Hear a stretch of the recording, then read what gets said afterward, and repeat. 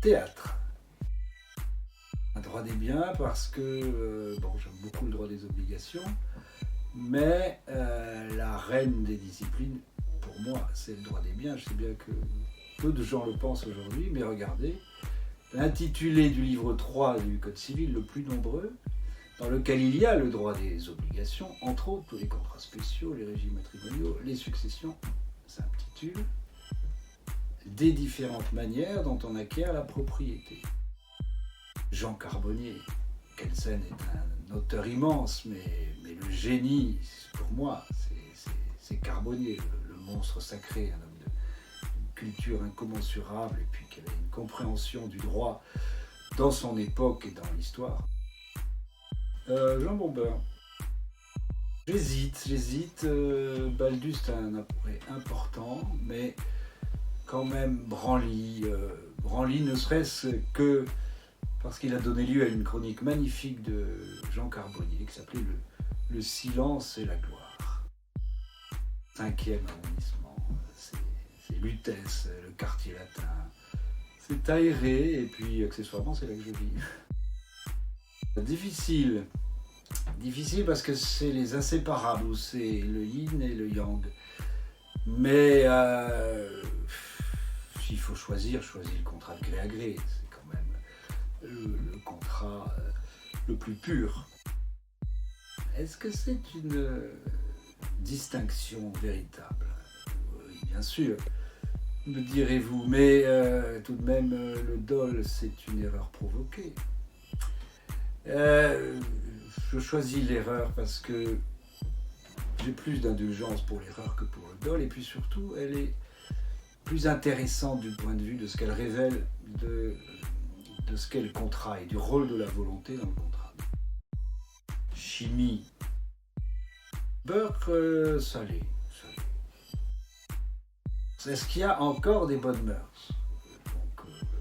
Il y a tellement d'ordre public. D'ailleurs, ceci explique sans doute cela. C'est vrai que d'un côté, il apparaît qu'on ne défend plus beaucoup la morale, les mœurs, mais d'un autre côté, en fait, l'inflation de l'ordre public fait qu'il a, sinon bouffé les bonnes mœurs, si vous me permettez l'expression, du moins qu'il contient aujourd'hui une certaine morale. Regardez le politiquement correct, c'est en fait des bonnes mœurs qui ne disent pas leur nom. Alors moi j'aime bien les chefs-d'œuvre en péril, l'ordre public est indispensable, mais il y en a beaucoup trop, donc les bonnes mœurs.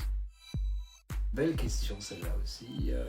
Liberté contractuelle, parce que c'est la matrice. Ce consensualisme, c'est une déclinaison de la liberté contractuelle, mais elle a tellement d'autres déclinaisons. Et sans liberté, pas de contrat. Il faut trancher, alors on va le faire. Plutôt Donald, parce qu'il est plus fou de très loin que Vladimir, mais il est moins dangereux. On pourrait penser que parce qu'il est plus fou, il est plus dangereux.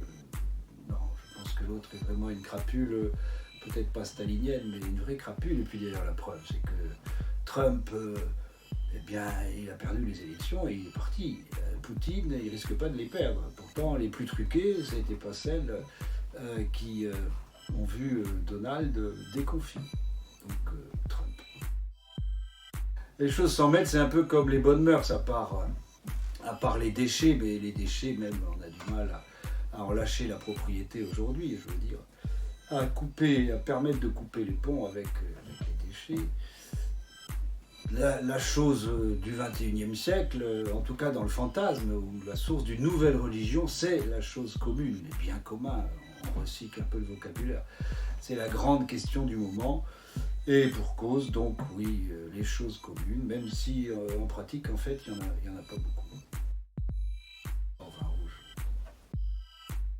La personnalité juridique, c'est une très belle invention de la modernité. Le patrimoine, c'est un peu comme liberté contractuelle et consensualisme. C'est une déclinaison, un prolongement, mais la personnalité juridique. C'est le triomphe du moi, de l'homme-dieu, comme dirait Ferry, le philosophe. Donc c'est une belle invention technique en droit. Albert Camus, Simone de Beauvoir est un personnage important, mais Camus est un personnage considérable qu'on aurait tellement intérêt à, pas relire parce qu'on le fait, mais à écouter. Loi bioéthique, même si elle est plus médiocre, si c'est possible, que la réforme du droit des contrats, je pense qu'elle aura bouleversé beaucoup plus son époque que la réforme du droit des contrats, qui pourtant contient quelques innovations intéressantes, mais loi bioéthique.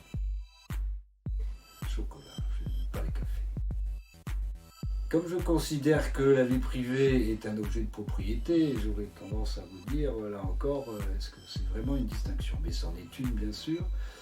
Droit à la propriété privée, plutôt droit de propriété privée, qui, un peu comme le droit des biens, est la mère de tous les autres, à mes yeux, mais c'est des yeux très particuliers.